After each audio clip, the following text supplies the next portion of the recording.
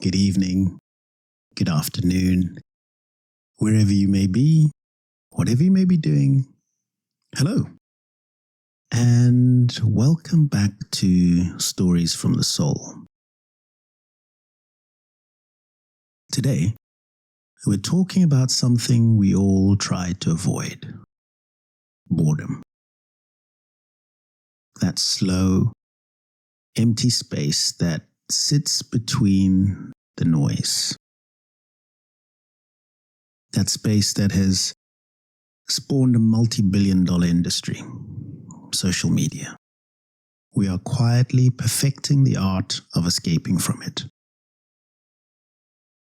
That quiet moment we rush to fill with music, with scrolling, with conversation, with texting, with anything that keeps us away from the silence. In many ways, anything that keeps us away from the deafening noise that is the silence. And speaking as a parent, boredom is a word I hear a lot. The phrase, "Dad, I'm bored," has become part of the soundtrack of my house. And every time I hear it, to be honest, it makes me smile. Because I get it. I used to feel that same resistance, that same panic in the stillness. It's uncomfortable. It feels like nothing is happening. But what if? What if boredom isn't the enemy? And what if boredom is simply the beginning? What if it's not a space to escape, but a space to enter, to deepen, to embrace? Because behind boredom sits something we've quietly been forgetting how to do. Something our children are quietly unlearning from us. The ability to be alone, to be with self, to hear the sound of silence, the sound of your own company. And as I sometimes say here on the podcast, that's where the work of life really begins. And for me, I believe that's where you start to become your best friend. So on today's episode, let's talk about boredom. But let's look at it from a different perspective. From a perspective where it's not a problem, but a teacher. From a perspective where it's not emptiness, but an invitation. So let's explore what actually happens in the mind when we stop running, and what happens in the heart when we start listening. So let's begin with the science. There's something called the default mode network. Now, don't let that term put you off. It sounds more complicated than it actually is. What it simply means is that there's a part of your brain that switches on when you're not busy, when you're not scrolling, when you're not thinking about what's next. It's the part of your mind that lights up when you're sitting still, when you're staring out the window, waiting at a red light, or just simply lying in bed. That's when the deeper voice begins to whisper. The one that asks, who am I? What am I doing? What does this all mean? Where am I going? And that right there, with within that question, right there is why boredom feels so uncomfortable. Why it's at times excruciatingly painful. Because it doesn't just leave us with silence. It leaves us with ourselves. And being with ourselves, well, that can be uncomfortable. Because we've forgotten how to be with ourselves. For me, those moments used to bring up everything I didn't want to see. My mind, my brain would just go into overthink mode. And times when there's kind of turbulence, as I call it, that's when you just spiral and you get deeper and deeper and deeper down a rabbit hole. And you just keep thinking. That's when the insecure parts, the restless parts, the ones that didn't want to sit still, that's when they all show up. But here's the thing. That space, that exact space that feels so awkward, on the other side of that is where meaning begins. It's where your brain, if allowed, starts to join the dots. Where memories, emotions, ideas, all of that begin to connect in the background. The past, the future. That's what the default mode network does. It's your brain's way of making sense of you. So, in a way, boredom is the mind's way of saying, slow down. I'm trying to show you something.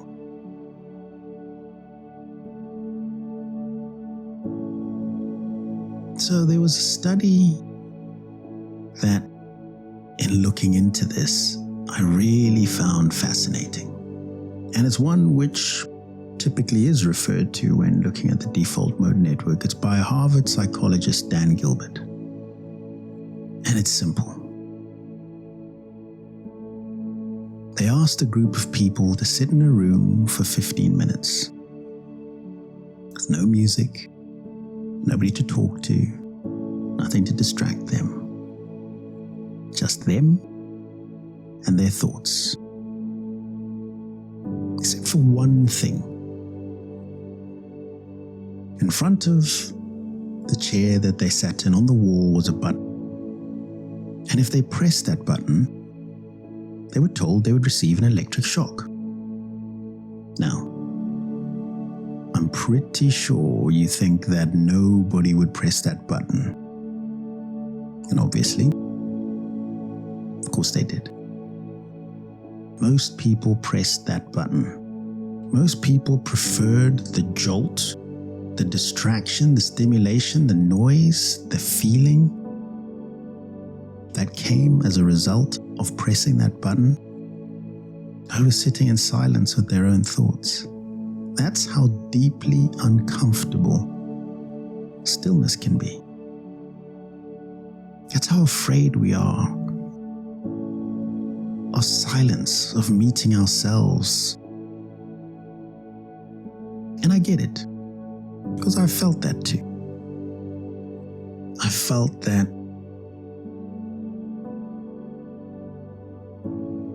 pushback.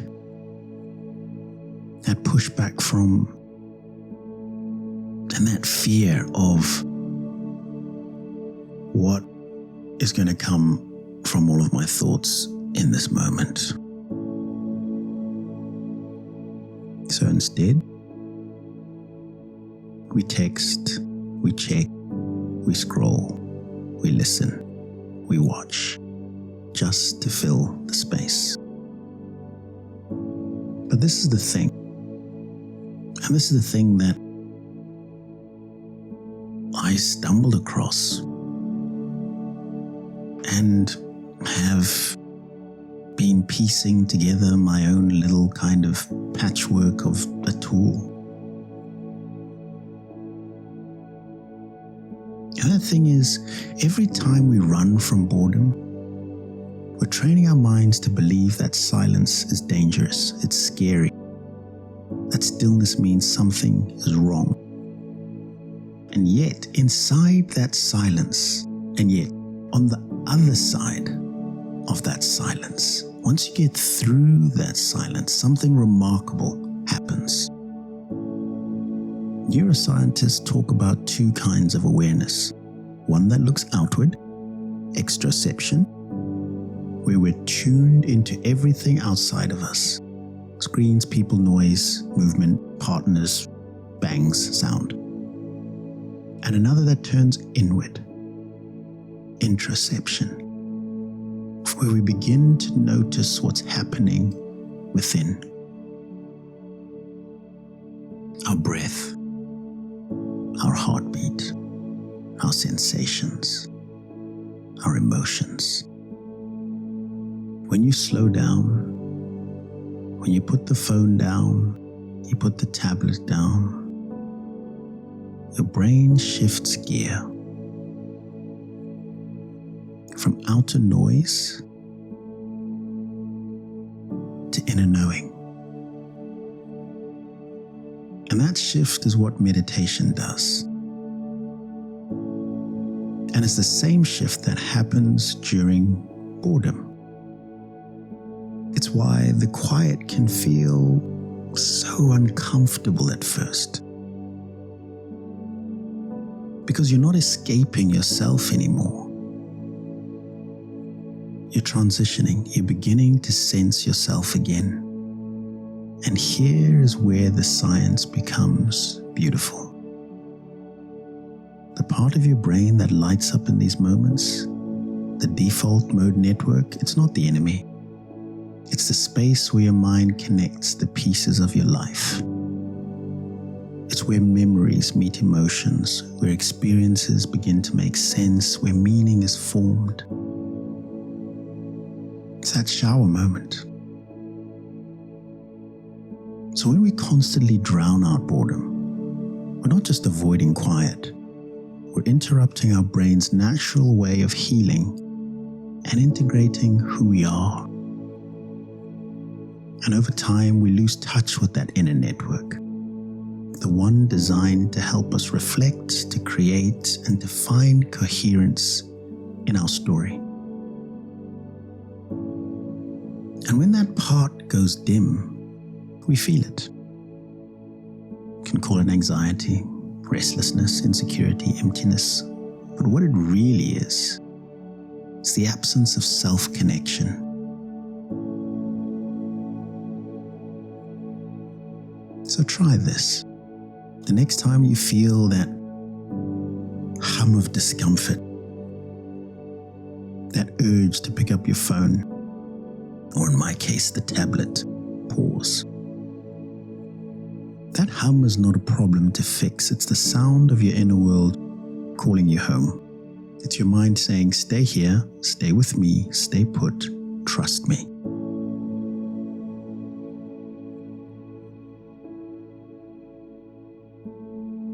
And when you stop running from boredom, something beautiful, actually something amazing begins to happen.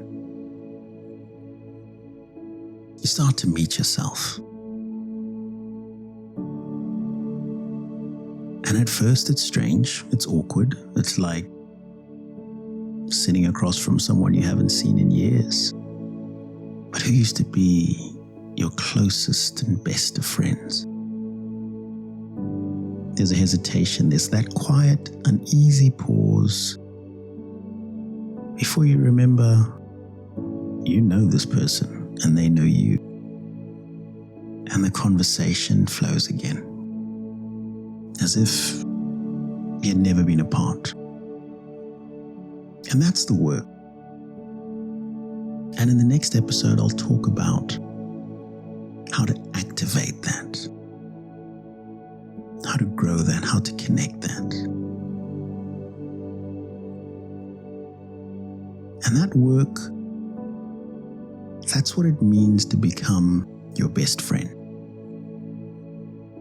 It's learning to stay, to sit in the silence, and to be with yourself without needing to fix, distract, perform. And with time, the silence begins to soften. You begin to recognize the voice that's been there all along, the one beneath the noise, the one that isn't demanding or loud, but the one that speaks softly, the one that always speaks the truth, the one that just makes sense. That's the voice of your best friend. It's the voice of someone who has always been with you and will always be with you. It's the sound of that person who you can trust wholeheartedly, completely. It's the certainty that when you need them, they will be there. And that voice, that's yourself. It's the part of you that's been waiting for your attention, waiting for you to stop long enough to hear it. And when you do, when you start to listen, you realize how kind that voice actually is,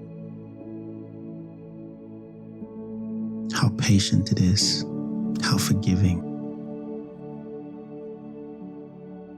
You realize that all along, you shouldn't, and actually you weren't trying to escape boredom.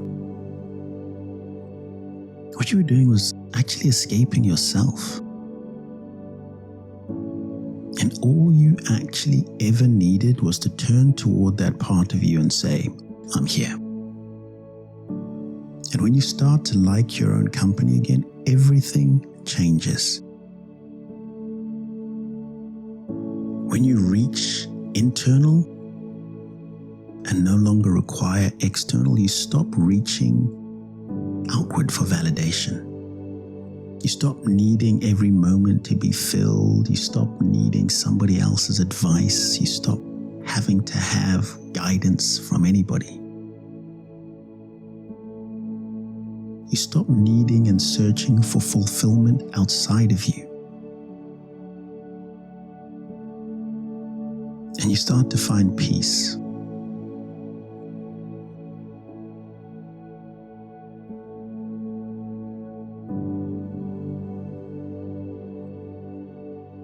Peace in the small things.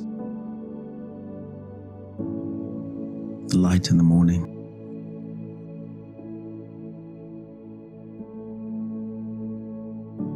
The sound of silence. The sound of your own breath.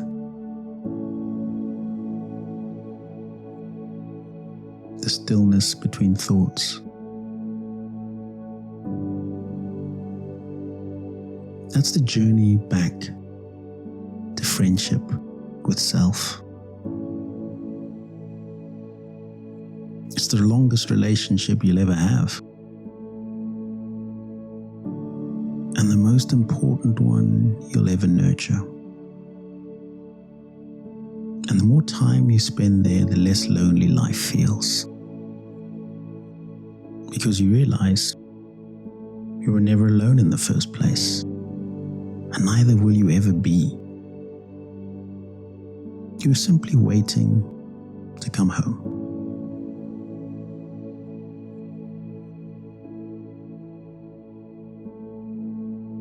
Now let's bring this to the physical home. If you're a parent, an uncle, an aunt, a godparent, a teacher, someone who has little eyes watching you, this part matters. Because what we model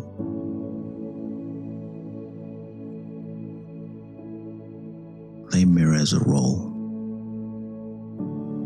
We think we're giving our children the world through their screens and endless access and endless learning and entertainment. But what if instead we're quietly taking something away? Not their curiosity, not their potential, but their ability to establish the most important relationship they'll ever have in their lives. Think about it. Every long car ride, every quiet dinner, every pause in the day, we fill it. We hand them a device, we turn on a show,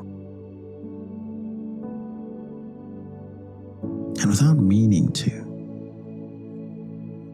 we teach them that silence is something to escape, that their own company isn't enough, that stillness is uncomfortable. But if they saw us, if they really saw us with self, sitting quietly, phone away, tablet away, just being, what would they learn then? And don't get me wrong, I am as guilty as the next person about this. I am getting better with my tablet, and that has only been as a result of watching something, ironically enough, on social media, which spoke about a simple practice of just calculating the amount of time we spend on our phones or on our devices, and I did it. And at the back of it, and I'll probably do an episode on this, I calculated that I spent 72 days a year on a device. 72 days, 2 months. And that scared me. That really scared me. And that jolted me into going cold turkey, and that jolted me into not spending as much time on my device as I used to. And not spending as much time on my device in front of my children.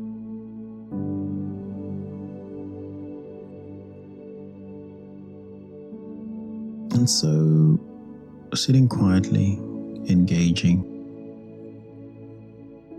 is something I'm relearning, starting to do more of.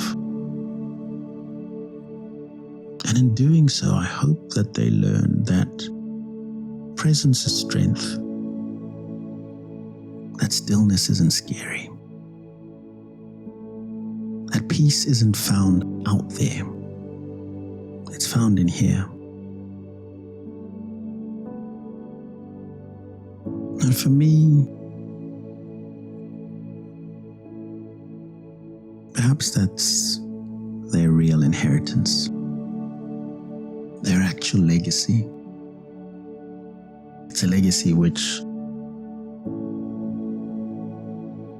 I've learnt from my mother. To break past recurring patterns.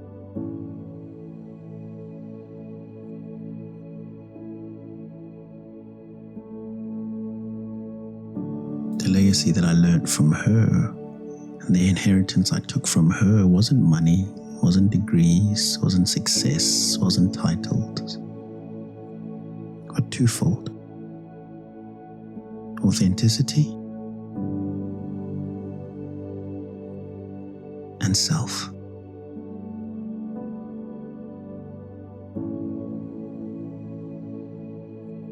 So when our children see us putting the phone down, when they watch us breathe through the boredom instead of reaching for distraction, they learn by example. I I remember seeing my mother read books.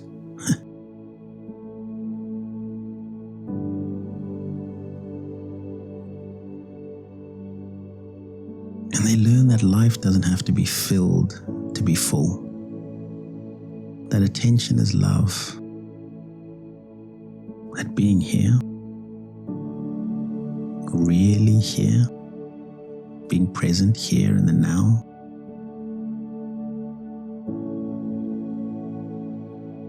that's what enough is. So maybe tonight or tomorrow night, when the family sits down to eat, try it. No screens, no noise, just presence, connection. Let the awkwardness happen. Let the silence stretch. Let it teach you. Even try it with your partner, your spouse. Leave your phone in the car when you go on that date night.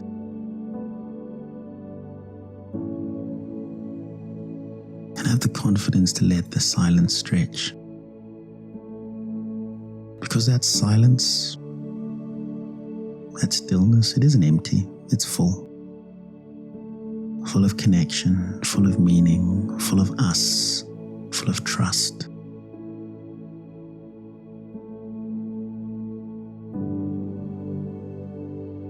So, let's make this real. Because awareness without practice just floats away. Here are a few small ways to bring yourself back. Little anchors. Simple things that change everything. And I say this to myself.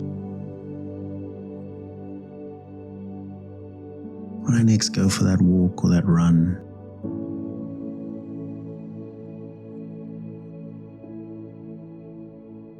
leave the phone.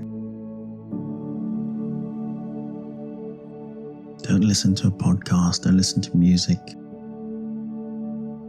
Just be with self.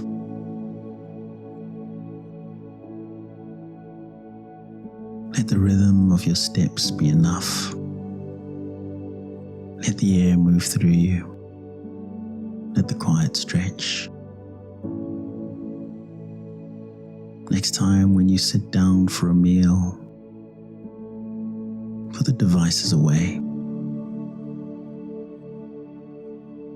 And if you're with others, invite them to do the same. Allow that meal to be about connection, not consumption. And if cold turkey feels too much, start softly, slowly. Just notice how often you reach for a device. Notice how quickly the hand moves, even when nothing's really happening. On your device, check your screen time. Every week, some of them are quite good. Same time every week, it'll pop up and tell you what your screen time was like in relation to the previous week. And when you do check it without guilt, but with curiosity. Sit down and do the calculation. How many hours have I spent today? How many hours have I spent this week?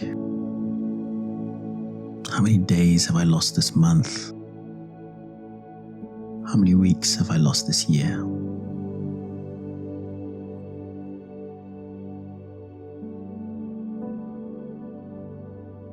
Just ask yourself, what could I have done instead of trading that noise for time? If I gave it back to myself, that awareness alone is powerful. knowing your 72 days is earth-shattering. It's a mirror, and the more honest you are with it, the gentler life becomes. So next time the urge comes, that small pull to check, to scroll, to fill, just pause. Ask, what's my best friend inside trying to tell me right now? And listen. Really listen. Because that moment, that pause between the impulse and the action, that's the bridge. That's where friendship with self begins.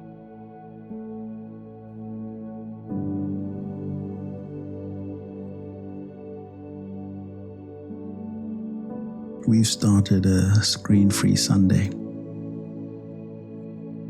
Through the course of the year, I'll check in and tell you how it's going. So, be bored. Seriously, be bored. Be silent more often. Be still more often. Be with yourself more often. Let the quiet stretch beyond what feels comfortable. Because boredom isn't empty. It's full. It's full of possibility, of creativity, of memory and meaning. It's the moment your inner world finally gets a word in. It's where trust and confidence in self begins. It's where reflection lives. It's where you begin to hear what truly matters, and that's where you begin to remember who you authentically are. We need that voice. Our children need that voice.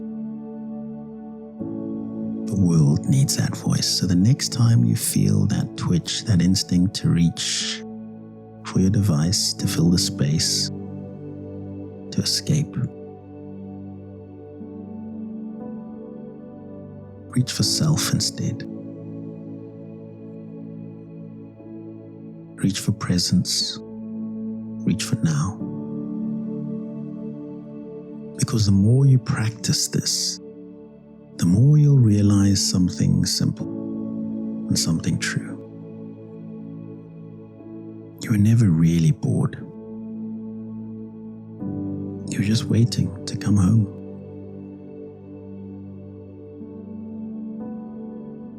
And if you've made it to now, thank you for being here. Thank you for choosing presence in a world that profits from distraction. And as we close, let's close with this mantra and repeat after me. I am here. I am now. I am present. And I'm becoming my best friend. Thank you.